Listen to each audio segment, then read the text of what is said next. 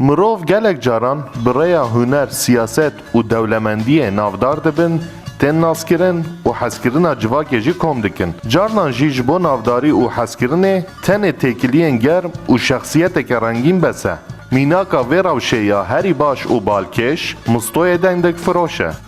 My name is Mustafa. Where are you from? I am from Kurdistan.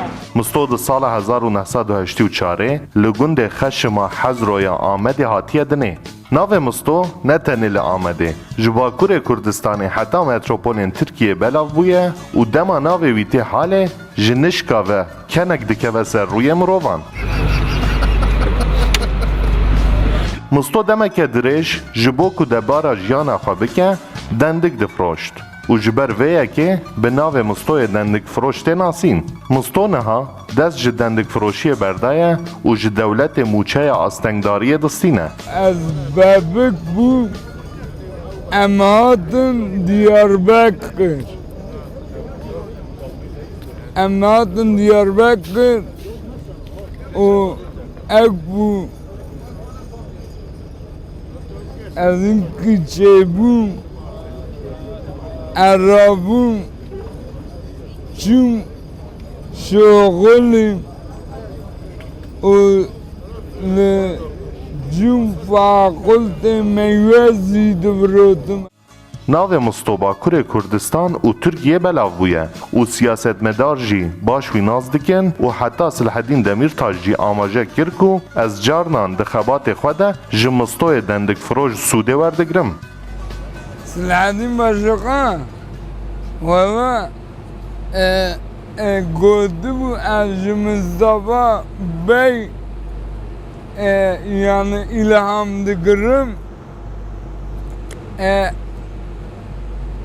ez Mustafa Bey yani ez dikim. Musto li Amedê here kîjan deverê bi keyfxweşî tê pêşwazî kirin û di dilê mirovan de cihê wî gelekî taybet e. Şu Diyarbakır'ı nas dike, endik maya edin yurt dışı zî nas bike. Mustafa yani li Diyarbakır hara kîja mekan, ayık mekanı iyi be. Bixo, çi bike, cigara wî heta ew wî tev dinê. Yek zî perekî taleb nake. Yekê pir baş e, henekçi ye. Yani marşka 5 kilo digre. Ana bike vesalan sokakî tev milî digre ama bi birawer arûnê. Ji ara sıra ez ê winkî bev dike nail vazê de.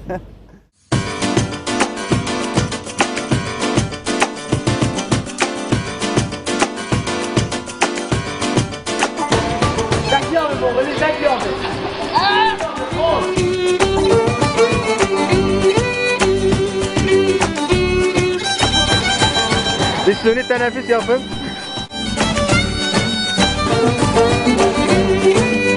Mesela ne ofis yani sanat sokağı.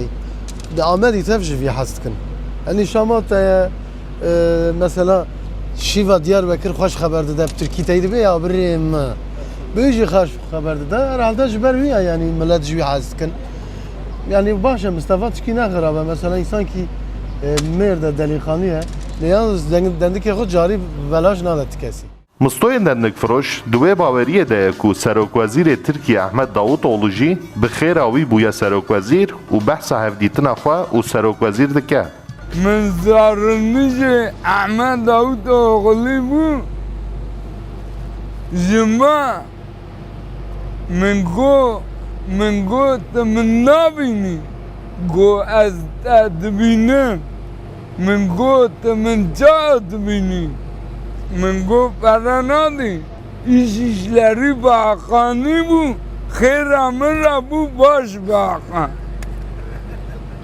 ban ji min re sarılmış bû Başbakan valla. Musto piştî ku gelek zor û zehmetiyên jiyanê kişand êdî dixwaze jiyana wî rêkûpêk bibe û jiyaneke aram bijî.